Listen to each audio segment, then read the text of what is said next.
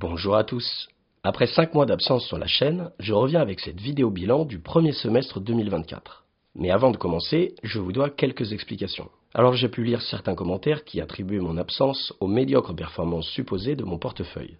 Comme je l'ai expliqué en réponse à ce commentaire, quand mon PEA a baissé de près de 20 000 euros à l'automne 2023, cela ne m'a pas empêché de continuer le suivi. Ce n'est donc pas les performances négatives de ces derniers mois qui expliquent mon absence. En réalité, il y a deux explications.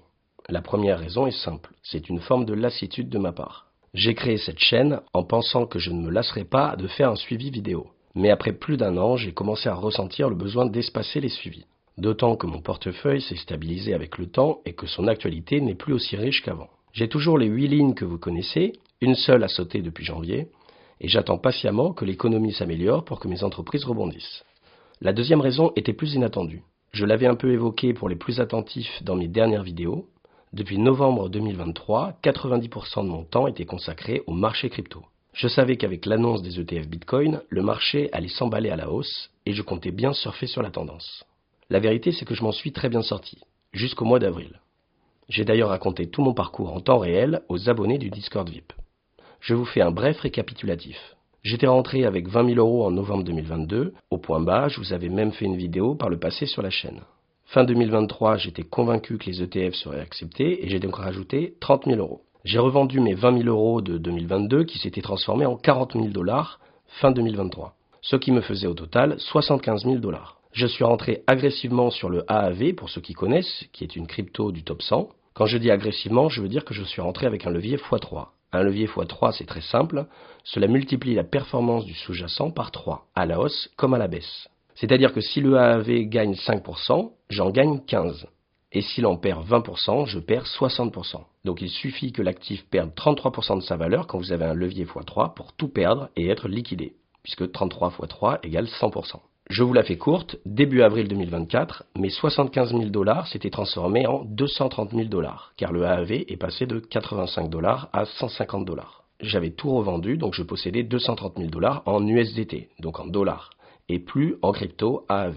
J'attendais une petite baisse du marché crypto pour re-rentrer à nouveau et viser mon dernier objectif qui était de 300 000 $, avant de sortir définitivement du marché crypto. Ce qui a été le cas début avril, mais le 14 avril, avec l'histoire des drones iraniens et la crainte d'une escalade de la violence au Moyen-Orient, la crypto AAV a chuté de 40% en quelques heures pour passer de 120 $ à 75 $. J'ai donc été totalement liquidé et j'ai perdu tout ce que j'avais en crypto alors que j'étais à 30% de ma target finale. La principale erreur que j'ai faite a été de rentrer à nouveau avec la totalité de mon capital, sans même en garder une partie de côté pour racheter en cas de baisse. Et surtout, j'ai géré 230 000 $ comme quand je gérais 10 ou 20 000 $, c'est-à-dire en levier x3, extrêmement risqué en étant beaucoup trop agressif. Ce qui a fait qu'au final, je n'ai pas perdu tant que ça, c'est qu'en novembre 2023, j'avais aussi pris un trade sur l'entreprise Coinbase, un trade de 9 000 € en levier x3 également. Et comme le cours a plus que doublé et que cette fois-ci j'ai encaissé mes gains, j'ai gagné plus de 40 000 €, ce qui compense une bonne partie de mon apport sur les cryptos, qui était d'environ 50 000 €. Après cela, j'ai tout stoppé pendant 2 mois. Pour information, je suis à nouveau rentré sur le Bitcoin cette fois-ci, sans intention de toucher aux altcoins, mais je suis aussi rentré sur Coinbase que je vois atteindre les 400 $ d'ici 24 mois. J'ai un levier beaucoup plus faible et surtout j'ai une réserve de côté pour baisser mon prix de liquidation en cas de crash, ce que je n'avais pas sur AAV et qui m'aurait sauvé. Pour Bitcoin, je vise les 100 000 $ d'ici 24 mois. Je suis beaucoup moins agressif et j'ai appris de mes erreurs. J'aurais aimé vous raconter une histoire qui se finit bien, mais ça n'aurait pas été la vérité. Vous comprenez à présent pourquoi mon PEA avec ses variations de 2 ou 3% était le dernier de mes soucis ces derniers mois. Mais depuis quelque temps, j'ai retrouvé l'envie d'analyser des entreprises et de gérer mon PEA. Même si vous allez voir que je ne l'ai jamais quitté des yeux et que j'ai fait quelques transactions en 2024. Avant de commencer, j'aimerais vous dire de ne pas louper la prochaine vidéo qui sortira sur la chaîne d'ici une dizaine de jours, car je vous dévoilerai un investissement qui m'a rapporté 45% de performance depuis l'été dernier. Et je précise que ça n'a aucun rapport avec la crypto, l'immobilier physique ou tokenisé, ou encore la bourse. Mais pour cela, pensez à vous abonner pour ne pas louper cette vidéo. On commence donc avec la valorisation de mon PEA au 30 juin 2024. Mon PEA est à présent valorisé à 135 439 €. Soit 8 176 € de plus qu'au 1er janvier. Mais il faut savoir que le 21 mars, j'ai procédé à un apport de 20 000 €, ce qui fait que ma performance est en réalité négative depuis le 1er janvier de 11 823 €, soit moins 9,29% de performance. La somme totale de mes achats a été de 42 000 euros et je n'ai réalisé que 3 ventes pour 1 858 euros de moins-value encaissée. Sur les 6 premiers mois de l'année, j'ai touché 2 521 euros de dividendes. Je précise que la performance du portefeuille affiché plus haut prend en compte ces dividendes. On voit que j'ai réalisé un nombre de transactions extrêmement faible par rapport aux années précédentes, puisque je n'ai fait que 15 transactions en 2024 contre 106 l'année dernière. Comme je vous l'ai dit précédemment, j'ai clôturé une ligne sur les 9 que je possédais au 1er janvier. Il m'en reste donc 8. Concernant l'évolution du PEA, on peut voir que le point culminant a été atteint le 1er avril avant de perdre 8 907 euros, puis d'en regagner 7 300 en mai. Je vous mets le tableau mensuel à l'écran.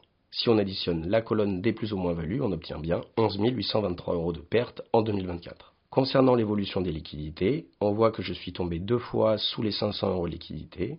On voit également l'apport du mois de mars qui a ensuite été progressivement investi. La plus-value totale du portefeuille est à présent de 35 000 euros, alors qu'elle était passée au-dessus de la barre des 50 000 euros au 1er mars. On passe à présent au tableau des achats et des ventes. On voit ici que j'ai procédé à 3 ventes pour 12 achats depuis le 1er janvier. Alors on va commencer par voir le détail de mes 3 ventes. Le 7 février dernier, j'ai clôturé ma ligne Rémy Cointreau à 99 euros car j'ai jugé que le titre n'était plus si qualitatif que ça et je voulais privilégier le renforcement d'une autre entreprise qu'on verra plus tard. Depuis, le prix de Rémy Cointreau a encore chuté de 23%. Il est carrément passé sous ses plus bas du Covid. Je n'ai pas encore étudié la possibilité de re-rentrer sur le titre. Le 16 février, j'ai allégé 50% de ma ligne Kering qui était repassée positive, car le prix venait de prendre 25% de performance en un mois, et je souhaitais travailler le prix à la baisse. J'ai plutôt bien fait puisque le prix a ensuite perdu 30% de performance, ce qui m'a permis de faire baisser mon PRU de 430 euros à 382 euros aujourd'hui. Pour finir, le 5 avril, j'ai allégé ma ligne Equasens que j'avais surpondérée et qui venait de prendre 25% en peu de temps. Voilà donc mes 3 ventes de 2024, 2 allègements stratégiques et une clôture de ligne. On passe à présent au détail de mes achats. Comme vous pouvez le voir, il n'y a qu'une seule création de ligne pour 11 renforcements. Je passe rapidement sur les achats de janvier que vous aviez vu dans la vidéo bilan de janvier. J'avais rentré en portefeuille la biotech danoise Genmab qui a d'excellents fondamentaux.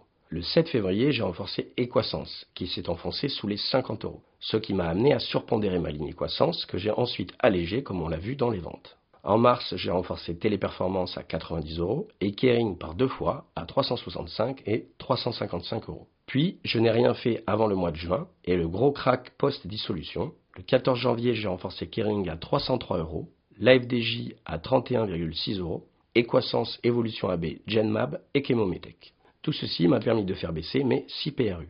Seuls Téléperformance et Vetoquinol n'ont pas été renforcés car moins intéressants. Si on regarde les performances de mes 8 entreprises lors de ces 6 premiers mois de l'année, on voit qu'aucune de ces entreprises n'a une performance positive. L'entreprise qui s'en sort le mieux est la FDJ avec moins 3%, suivie de Vetoquinol à moins 8%, Evolution AB a retracé de 10% en 2024, Equasens de 12%, Genmab et Kering de 15% chacune, Chemometec et Téléperformance réalisent la pire performance avec respectivement moins 23% et moins 25%. Tout ceci explique ma performance de moins 9% en 2024. En 2024, j'ai touché 2 521 euros de dividendes. Le plus gros contributeur a été la FDJ avec 850 euros le 7 mai, soit 5,64% de rendement sur mon coût d'acquisition. Evolution AB m'a versé 360 euros, soit 2,39% de rendement, 619 euros de dividendes pour Téléperformance, soit 3% de rendement, et 162 euros pour Vetoquinol, soit 1% de rendement. Si on compare mon PEA avec le CAC 40 Gross Return, donc dividende réinvesti, on peut voir que je sous-performe nettement le CAC de 11,17%. C'est principalement lié au fait que je suis peu diversifié et donc très impacté par la baisse de mes entreprises. À présent, un simple rebond de quelques-unes de ces entreprises peut changer radicalement la performance de mon portefeuille. On finit par un petit état des lieux du PEA, où l'on voit qu'au 30 juin 2024, 3 entreprises sont en plus-value latente. Vetoquinol porte difficilement le PEA avec 18% de plus-value latente, suivi d'Evolution AB avec 2%. L'AFDJ est à l'équilibre avec 0,8% de plus-value latente. Les 5 autres entreprises sont en moins-value latente avec Téléperformance qui ferme la marche avec moins 23% de moins-value latente. Et dire qu'il y a encore quelques mois, j'avais 4 entreprises avec 25% de plus-value latente. Je reste quand même satisfait de mes PRU dans l'ensemble, surtout Téléperformance que j'ai réussi à baisser à 128 euros et Kering où j'affiche un PRU de 382 euros. Au 30 juin 2024, j'affiche une moins-value latente sur l'ensemble de mon portefeuille de 8 998 euros, donc on va dire 9 000 euros. Sachant qu'au 1er mars, j'avais une plus-value latente de 8 000 euros. soit 17 000 € de plus. Mais je suis convaincu que c'est une question de mois pour repasser positif sur ces entreprises. Je vous rappelle que la prochaine vidéo de la chaîne sera une vidéo très importante où je vous dévoile l'investissement qui m'a rapporté 45% de performance en un an et 130% de performance depuis 5 ans. Donc n'oubliez pas d'activer la cloche pour cette vidéo, je ne le dis jamais, mais je vous garantis que vous allez être surpris. Bonnes vacances à ceux qui en ont, on se retrouve d'ici une dizaine de jours pour la prochaine vidéo. À bientôt.